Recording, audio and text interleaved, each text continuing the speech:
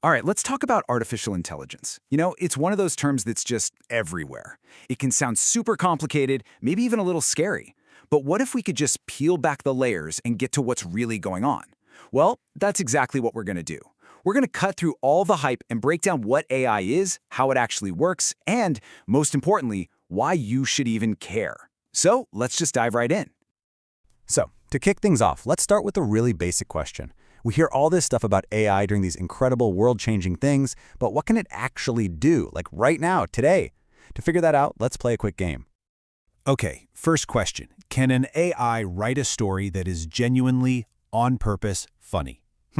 That's a tough one, right? Real humor, it needs context, timing, a sense of surprise, all these things that are just incredibly hard to code.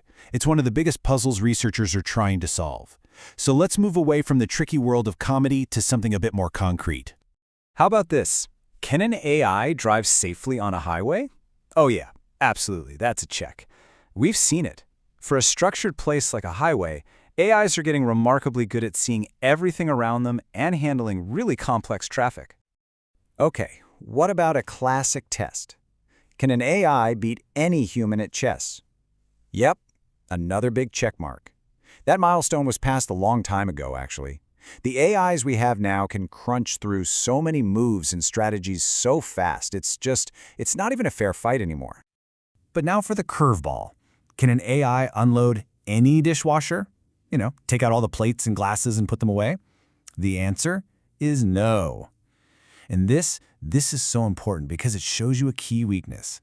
AI is a rock star at very specific, well-defined jobs, but it really struggles with general physical stuff that requires it to adapt on the fly to all the little differences. Different kitchens, different dishes. It's way harder than it looks. That difference between an AI that can drive a car but can't empty a dishwasher, that brings us to a really central point. Before we can even really talk about artificial intelligence, we kind of have to get on the same page about what intelligence itself actually is. When you boil it right down, the definition is pretty straightforward. You've got artificial, which just means a copy of something real or natural, and then you've got intelligence, which is the ability to think. So at its heart, AI is all about trying to make a copy of our own ability to think. But how do you measure that? Let's try a quick little test. Take a look at this string of numbers.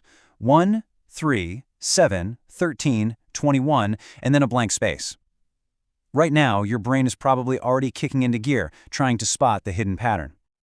So, what do you think? What's the next number in the sequence? Go ahead, pause for a second if you want to work it out. That process, the one you're going through in your head right now, spotting a pattern, reasoning it out, and coming to a conclusion, that is a perfect example of what we call intelligence. And the answer is 31. The trick was to just keep adding the next even number. So you add 2, then you add 4, then 6, and so on. If you got that, you just did a little active intelligence. And the whole goal of AI is to get a machine to do that exact same kind of thing. But as it turns out, there's more than one way to get there. In fact, you can pretty much break down the entire field of AI into 4 main approaches, 4 different blueprints for how to actually build an intelligent system. And if you can get your head around this framework, everything else about AI starts to make a lot more sense. Okay, this grid right here basically organizes the entire world of AI. On one axis, you can try to build a system that is either human-like or perfectly rational.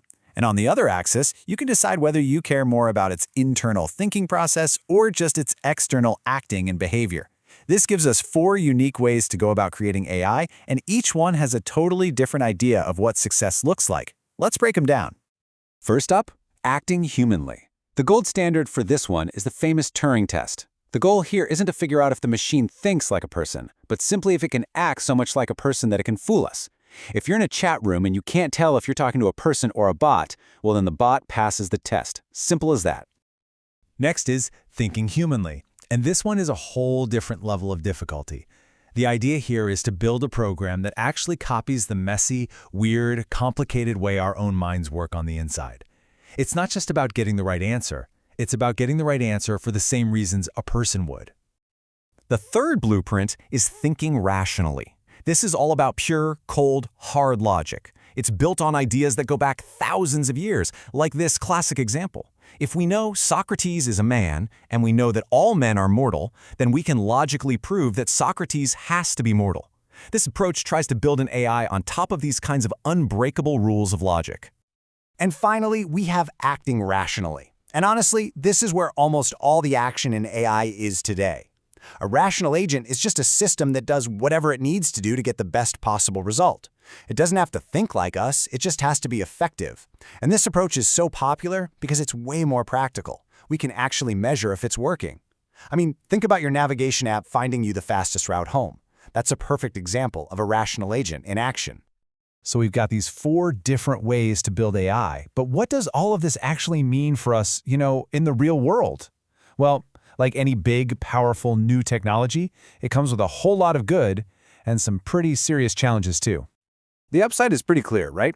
AI can take over boring, repetitive jobs, it can help us make better decisions by analyzing tons of data, and it can even spot things in medical scans that a human doctor might miss. But there's always a but. These things are crazy expensive to build. They often miss the kind of common sense judgment a person would have. And this is the big one, an AI is only as smart as the data you feed it. So if your data is biased, your AI will be biased, and that can lead to some really unpredictable and unfair outcomes. Now, I know all of this can still feel a little bit abstract, a little out there, but the truth is, whether you realize it or not, AI is already completely tangled up in the day-to-day fabric of our lives.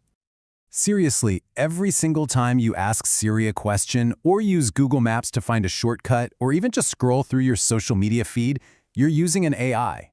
When Netflix suggests a movie you might like, that's AI. When your phone corrects your spelling, AI. Even the traffic lights in your city are getting smarter because of AI. It's not sci-fi anymore. It's just your Monday morning. So when you put it all together, here's the big takeaway. We are, right now, building machines that are designed to reason, to think, and to act, often with the goal of being perfectly rational. And that leaves us with one heck of a question to think about. What happens when the machines we've built to make good decisions start making better decisions than we do?